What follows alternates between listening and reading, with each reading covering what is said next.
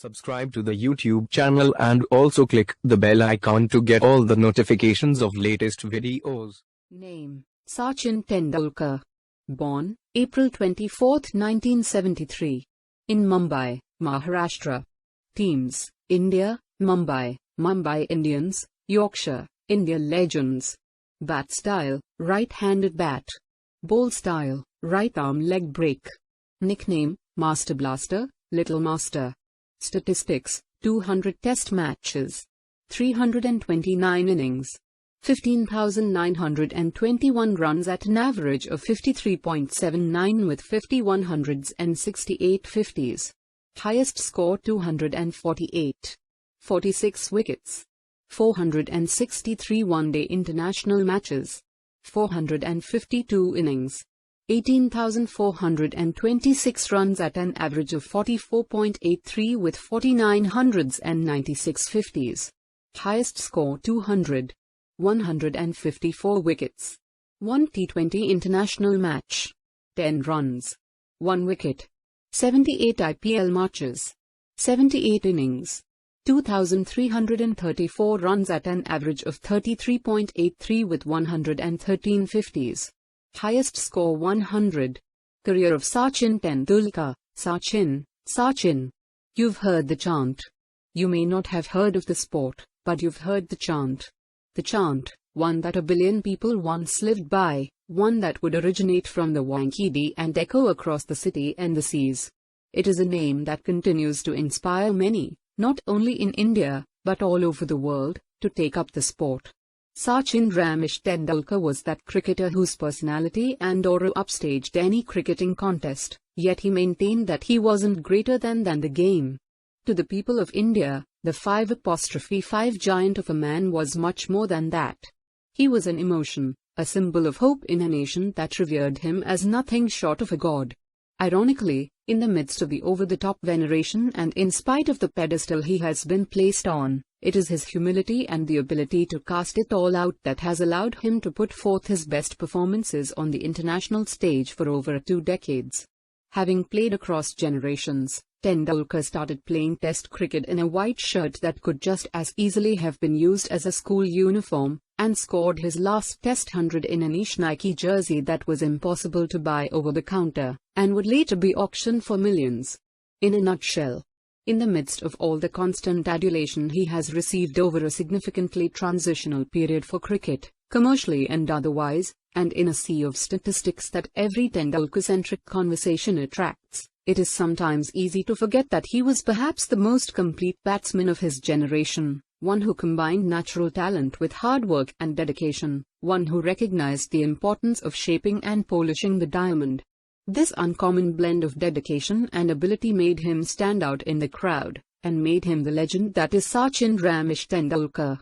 Tendulkar has been the single biggest factor behind the explosion of popularity that cricket enjoys in India, which led to the Indian board becoming the richest and most powerful in world cricket.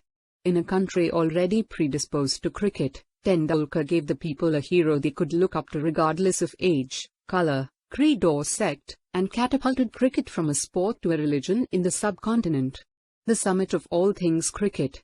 In a game riddled with statistics, he owns almost every batting record worth owning, including that of the most runs in Test and ODI cricket, the most hundreds in the 2 formats, and the highest number of centuries in international cricket, a mind-numbing 100. Despite a tough start to his ODI career, Tendulkar found his calling at the top of the order when he was sent to open against New Zealand in 1994 and struck a 49-ball 82, and made the opening spot his own. He went on to compile 49 ODI hundreds by the end of his career, eclipsing the second best by 1900s. A World Cup veteran. Moreover, this career spanned over 6 World Cup appearances, from 1992 to 2011, in which he made 2 appearances in the final, 2003 and 2011, finally getting his hands on the coveted trophy on that enchanting night in Mumbai on the 2nd of April 2011, getting the swan song he deserved in front of his home crowd in Mumbai. Despite all the talk about Tendulkar's failures under pressure, his performances in big events were difficult to ignore. In his 2 World Cup final appearances, Tendulkar flattered to deceive with scores of 4, 2003 final versus Australia, and 18, 2011 final versus Sri Lanka. Nevertheless, his overall performances and contributions over the course of the aforementioned tournaments played a huge part in getting India to the final in the first place. In the 2003 edition of the tournament, Tendulkar scored an astonishing 673 runs in the tournament, going past his own record of 523 runs in a World Cup tournament, 1996 World Cup, a record that still stands.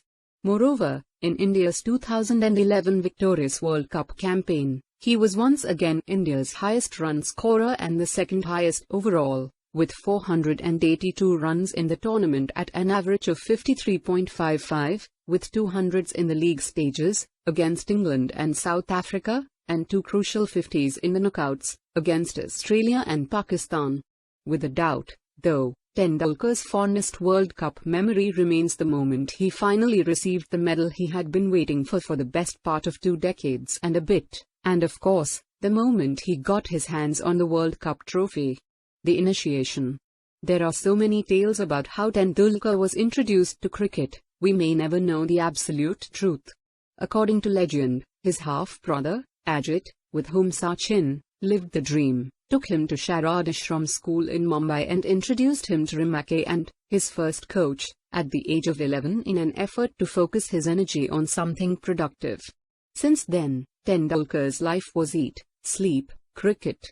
He changed schools, trained hard, played truckloads of matches, and soon, the name Sachin Tendulkar was famous across Mumbai. There was a whisper, whenever he was slated to bat in a school match, as crowds gathered to watch him bat. From a tender age, he would live up to the expectations too, as he famously scored 326 in a record-breaking partnership of 664 with Vinod Kambli, the highest partnership in any form of competitive cricket at the time. It was only a matter of time before he was a part of the Mumbai team and made his domestic debut. However, he was certainly too young to be facing senior bowlers, and this raised several eyebrows. However, when Dilip Vengsarkar, India's captain at the time, watched him bat against Kapil Dev in the nets, the case of the child prodigy was escalated immediately. He made his first domestic appearance at the age of 14, and struck centuries on Ranji and Dulip Trophy debut. He continued to pile on the runs, and an India call-up beckoned, a couple of years later. The teenager on a battlefield. After several performances of note at the domestic level, it was the popular opinion that Tendulkar was ready, at the tender age of 16, to be playing international cricket. He was picked in the Test squad to tour Pakistan in November 1989, and was slated to face some of the greatest fast bowlers of all time in their own backyard. Ram Singh Dangapur was said to have selected Tendulkar for the tour, and Sachin made his debut in Karachi, aged 16 years and 205 days. He was dismissed by fellow debutant Wakarianis for 15, and by his own admission, thought he wasn't ready for the sheer pace of the international level at the time. However, in the final test in Sialkot, Tendulkar was hit on the nose by a Wakariani's bouncer. It is now a fable of courage for cricketers worldwide, that he declined medical assistance, took his guard, wiped the blood off, continued to bat. He went on to compile a fluent 57 that would effectively help India draw the test match. Tendulkar, though not prolific with the bat as he was in the domestic level, had shown the toughness for hunger required for the international level by taking body blows and was retained in the test side. Conquest of Paradise. After the tour of Pakistan, Tendulkar toured New Zealand, and scored 88 in one of the test matches, missing out on becoming the youngest test centurion of all time by 12 runs. He eventually got to the mark when India toured England in 1990, as he ended up scoring 119 in the fourth innings at Manchester, picking India out of a hole and putting them in a good enough position to win the match if there was a session more to bat. After scoring 100 in Manchester, he continued to score freely in the Tour of Australia, starting off with the 148 at Sydney and becoming the youngest batsman to score a Test 100 in Australia, and a 114 on a bouncy Walker wicket, which is popularly regarded by himself and experts as perhaps his best Test innings. After a series of fantastic performances in his first cluster of away tours, Tendulkar was hailed as a natural talent and a landmark for adaptability. He continued to perform particularly well overseas, as he toured South Africa in 1996-97, to score a fantastic 169 at Cape Town in a counter-attack for the ages with Mohammad Azharuddin. It was a game that India went on to lose, but Tendulkar had picked India up from a terrible situation and exhibited the gulf in batting prowess between him and his peers to the extent that even Alan Donald, who had terrorized the top order of India, admitted that he felt like clapping for the little genius. He had already shown his batting ability in South Africa, having previously scored a 111, in a team total of 227, in 1992 en route to the milestone of 1,000 test runs in Johannesburg. After a plethora of incredible away performances, a solid home record away a given. He scored his first Test 100 at home in Chennai, lacing a fluent 165 against England to guide his team to a dominating innings victory. Little did he know several of his defining knocks would come at the very ground. In 1998, when the Tendulkar vs. Vaughan contest was much anticipated in Australia's home series against India, Tendulkar custom-built a training method to sweep Vaughan from the rough outside the leg stump and unleash this strategy in the Chennai Test by absolutely pummeling Vaughan on his way to a match-winning 155 in the second innings. India went on to win the Test series 2-1 against an all-conquering Australia. Technique. I was very struck by his technique. I never saw myself play, but I feel that this fella is playing much the same as I used to play. Sir Donald Bradman, the ultimate batsman, once said to his wife that he felt Tendulkar played the same way as he used to. It was perhaps the ultimate compliment that a batsman could hope to receive. When Tendulkar started playing Test cricket, the raw talent was evident, but his technique needed some polishing up. With negligible upper body strength as a 16-year-old, Tendulkar would lean on his bat in his stance, resulting in his head falling over into the offside, particularly while playing the leg glance. Over the years, however, Tendulkar created a technique suited to be used in a batting simulator. Sachin Tendulkar dominated with the bat in an era that saw some of the fiercest seam bowlers of all time in their prime: McGrath, Fraser, Walsh, Ambrose and Pollock. In addition, swing bowling greats like Wasim Akram and Waqar Younis, spin legends such as Vaughan and Moralit Aaron, and express pacers approaching supersonic speeds including Brett Lee, Alan Donald and Shoaib Akhtar, were at the peak of their powers during the Little Masters' reign. Tendulkar not only survived the ambush across the turn of the millennium, but played his best cricket during this period. How? It was all based on a strong foundation and a rock-solid technique. The key was playing late. With a stance and compactness built for a typical opener, his partial paranoia and skepticism of the ball until the moment it reached with minimal backlift and a punchy, almost zero, follow-through to counter that, made his basic technique almost airtight. This allows him to pick up late movement off the pitch and play the ball as late as possible. Add to that the amount of leverage and power he was capable of generating despite using a relatively low grip was one of the several things about the man that dropped jaws. Sachin's post-injury technique was exclusive of the pull and the hook shots, but it was more compact and powerful, never allowing the top part of the bottom hand to leave the torso while driving, and allowing him to play the ball under his eyes. The V-shaped bottom hand grip, although low, allowed him to watch the ball right onto the bat, allowing him to the liberty to find gaps with surgical precision, and executing the shots at the pivotal moment with the grace of a trapeze artist.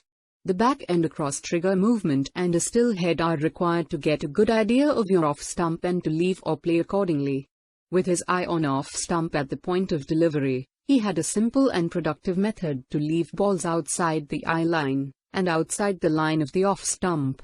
Apart from the much-hyped stats, this airtight, versatile technique formed the foundation of Sachin Tendulkar's legend. The Captaincy Debacle. Tendulkar was made the captain of the side in 1996 at the age of 23, but with 7 years of experience behind him. A poor record, the egos of senior players to manage, and an avalanche of internal conflict couldn't quite dent Tendulkar's performances with the bat, as he continued to score runs despite India being blanked by the opposition. In his second tenure as captain, which was thrust upon him without his contest, India lost a test series to South Africa at home and Tendulkar's own form was taking a hit, and he stepped down from captaincy. Sourav Ganguly took over as the leader in 2000, with the hopes of building a new Indian team amidst the match-fixing scandal that had taken the cricket world by storm. Back to business. 1998 was Tendulkar's year as a batsman, a year when he played some of the most celebrated knocks in his career, including two of his most famous ODI innings.